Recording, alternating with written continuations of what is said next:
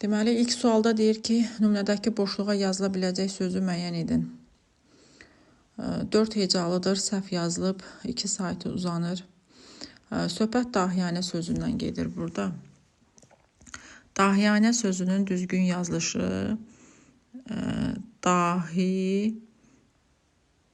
dahiyanə şəklində olmalı idi. Baxın, yəqin ki, görürsünüz. Dahiyanə şəklində olmalı idi. Və burada 2 sayt var. Ümumiyyətlə, anə və yanə sözləri ilə, şəkilçilərlə yaranan sözlərdə demişdik ki, 90% 2 uzanma müşahidə olunur. 4 hecalıdır. Bəli, sözdə 4 sayt olduğuna görə 4 hecalı sözdür. Və sözdə 3 zingiltili samit var. Cəmi 1 kar samit var. Zingiltili samitlərin sayı kar samitlərdən çoxdur. Cavabımız olur D variantı. Növbəti sualda deyir ki, tərkibində qapalı sayt olmayan sözü müəyyənləşdirin. Deməli, saytı, samiti seçərkən, hörmətli şagirdlər, biz ümumiyyətlə sözün tələffüzünə baxırıq. Baxın, qaynata sözündə, burada tələffüzdə I saytı düşür. Burada ümumiyyətlə qapalı sayt yoxdur, yalnız açıq sayt var. Ona görə bizim cavabımız olur A variantı. Növbəti sualda deyir ki, şad sözünün sinonimidir. Şad sözü özü sifətdir və biz fərəhli və məmnun sözlərini sinonim kimi götürə bilərik. Sevinç sözünü götürə bilmərik. Çünki sevinç sözü isimdir,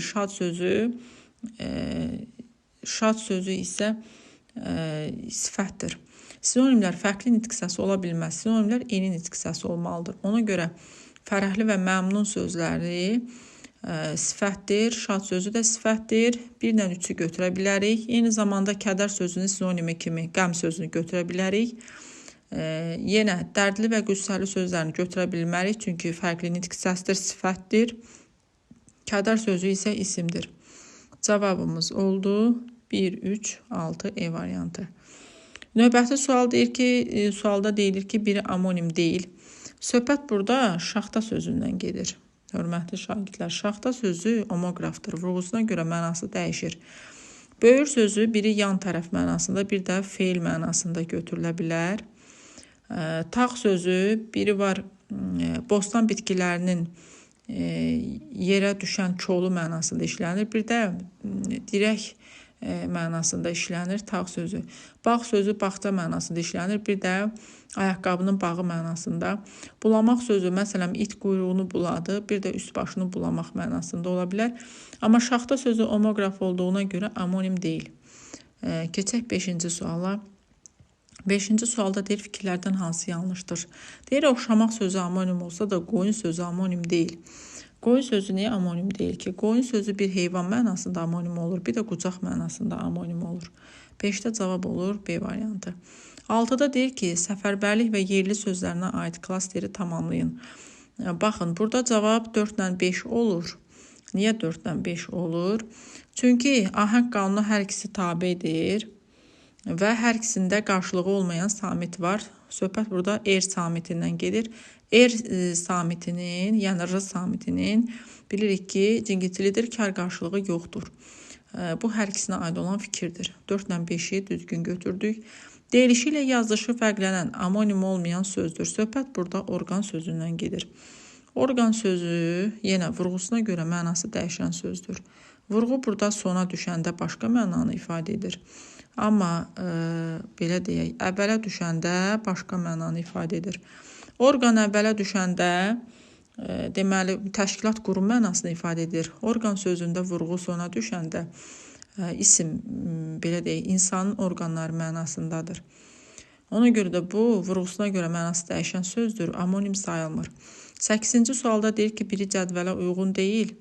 Ağız açmaq frazoloji birləşməsi xahiş etmək mənasındadır. Burada düzgün olmalı idi, düz olmalı idi, amma bu yazıb səhvdir.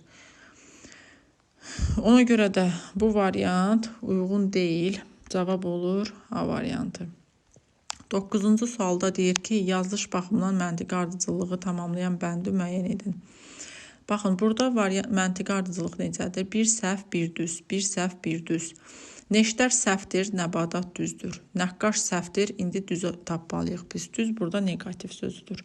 Neştər sözü t ilə yazılır. Neştər yazılır. Nəqqaş olur. Nəqqaş şəkildə olur. Bunu yadınızda saxlayırsınız. 10-cu sualda deyir ki, leksik mənası düzgün izah olunmayan sözü müəyyən edin. Söhbət burada legal sözündən gedir. Legal qeyri-qanuni mənasında işlənir. Cavab olur E variantı. Keçək mətnə. Mətndə deməli quşdan danışılır. Günəşli bir iyun günü idi. Bacım Jenny ilə məktəbdən evə qayıdırdıq. Birdən küçənin ağzındakı zibil qutusunun yanından quş səsi gəldi. Tez ora getdik. Yerdə bir qaranquş vardı. Sağ qanadı əzildiyindən uça bilmirdi. Bacım onu əlinə götürdü, sığal çəkdi. Qaranquş dayanmadan cikildəyirdi. Onu evə gətirdik. Anamın quşa yazığı gəldi. Onu sağaltmaq qərarına gəldik. Anam məni pambıq və sarğı dalınca göndərdi. Tez gedib çəkməcədən onları gətirdim. Anam quşu masanın üzərinə qoydu. Qanadına yaxından baxdı. Quşun qanadını ehtiyatla təmizləyib sarıdı. Quş artıq rahat idi. Biz çörək qırıntılarla onu bəsləməyə başladıq. Ağzına su damcılatdıq. Tənbəllik etmir, ona yaxşı qulluq edirdik. Qaranquşa Pip adını verdik. Ona bir qəfəs aldıq. Hər axşam qəfəsi bir parça ilə örtürdük ki, rahat yata bilsin. Hər səhər qəfəsi həyətə çıxarıb gəzdirirdik. Pip uça bilmirdi. Ona görə də həmişə kədərli idi. Bir müddət keçdi, Pipin qanadı düzəldi. Anam kiçik qayçı ilə Pipin qanadının sarğısını kəsdi. İndi o yenidən uça biləcəkdi. Ertəsi gün qəfəsin qapısını açdıq, Pip uçmağa başladı. Biraz qanad çırpdıqdan sonra qəfəsə döndü. Biz ona baxıb çox sevinirdik. Artıq hər gün Pip biraz uçur, sonra qəfəsə qayıdırdı. Beləcə 2 həftə keçdi. Biz yenə qəfəsi həyətə çıxarıb qapısını açdıq. Bu dəfə Pip qanadlanıb bir qədər uçdu və gözdən itdi. Biz qəfəsin ağzını açıq saxladıq, amma Pip qayıtmadı. Axşama da gözlədik, sonra anladıq ki, o daha qayıtmayacaq. Biz Pipdən ötürü çox darıxırdıq. Bir neçə aydan sonra bacımla məktəbdən qaydanda ağacın budağında bir qaranquş gördük. Diqqətlə baxdıq, sağ qanadında yara izi var idi. Bu Pip idi. Səssizcə ona tamaşa elədik. O, bir müddət civildədi, sonra qanadlandı və dostlarına qoşuldu. Görünür, Pip sağollaşmağa və bizə təşəkkür etməyə gəlmişdi. Deməli, 11-ci sualda deyir ki, mətn əsasında hansı sualın cavabını müəyyən etmək olmaz. Qaranquşu ilk dəfə kim götürdü? Deməli, qaranquşu ilk dəfə, baxın, mətnin əvvəlində var. Deyir, bacım Jenny ilə mən məktəbdən qaydırdıq. Biz tez ora getdik. Yerdə bir qaranquş var idi. Bacım onu əlinə götürdü. Deməli, qaranquşu ilk dəfə götürən kim oldu? Bacısı. Deməli, bunun cavabı var. B variantına baxaq. Qaranquşun hansı qanadı yaralanmışdı? Sağ qanadı. Sağ qanadı. Sağ. Bacısı. Pip nə üçün kədərlidir? Çünki uça bilmirdi. Uşaqlar nə üçün qəfəsin üstünü parça ilə örtürdülər? Çünki Pip rahat yata bilsin deyə. Həkim quşun qanadı barədə nə dedi? Ümumiyyətlə, ora həkim gəlməmişdi. Həkim söhbəti yox idi. Quşu sağaldan anası idi. Ana idi. Belə deyək, uşaqların anası idi. 12-ci sualda deyir ki, mətnə əsasən müqayisə cədvəlindəki doğru fikirləri müəyyənləşdirin. Deməli, 12-ci sualda burada cavab B variantı olacaq. Baxın, ana quşun yaralarını sarıyır. Bəli, quşa qəfəs alır söhbəti yox idi mətndə. Bir düzgündür. Bir də uşaqlar ağacın budağında qaranquşu görürlər. Baxın, bir 4-ü götürə bilərik, bir də 1-i. 1-4 cavab olur B variantı. Quşun sarğısını uşaqlar kəsmir, ana kəsir. Ona görə 3-ü götürə bilmərik. 13-də deyir ki, mətnə əsasən yanlış fikri müəyyən edin. Uşaqlar deyir, axşamlar quşu qəfəsdən çıxarırdılar. Uşaqlar axşamlar çıxartmırdılar, səhərlər çıxardırdılar ki, quş biraz uçsun. Quş uçurdu, sonradan geri dönürdü. Axşamlar əksinə üstünü parça ilə örtürdülər ki, Pip yata bilsin. Ona görə burada cavab olur E variantı. 14-də baxın, əvvəldə ərəb rəqəmi yazılmış hansı cümlələrdə bütün sözlər həqiqi mənada işlənmişdir. 1-3-4-də baxaq burada. Günəşli bir iyun, bacım Jenny ilə məktəbdən qaydırdıq. Birdən, bəli, bir düzdür. Baxın, hamısı həqiqi mənadadır. Tez gedib 3-ə baxaq. Tez gedib çəkməcədən onları gətirdim. Anam quşu masanın üzərinə qoydu, qanadını yaxından baxdı. Bu da hamısı həqiqi mənadadır. Bir də 4-ə baxın. Quşun qanadını ehtiyatla təmizləyib sarıdı. Quş artıq rahat idi. Burada cavab olur 1, 3, 4 E variantı. Hamısında həqiqi mənada işlənibdir sözlər. 15-ə baxaq. Tünd qara hərflərlə verilmiş sözün sinonimini tapın. Tünd qara hərflə verilmiş söz çəkməcə sözüdür. Çəkməcə sözünün də sinonimi sürmə deyirik biz. Siyirmə mənasındadır. Sinonimidir. 16. Mətndə nöqtələrin yerinə yazıla bilər. Havalar çox isti olsa da biz tənbəllik etmir, quşa yaxşı baxırdıq. Baxın, mətndə belə bir cümlə var idi. Nöqtə qoyulmuşdu. Onu biz müəyyənləşdirməliyik. Havalar deyir ağzına su damcılatdıq. Havalar isti olsa da tənbəllik etmir, ona yaxşı qulluq edirdik. Bunu əlavə eləyə bilərik biz bura. 17-də mətndə səbəbini müəyyən etmək mümkün deyil.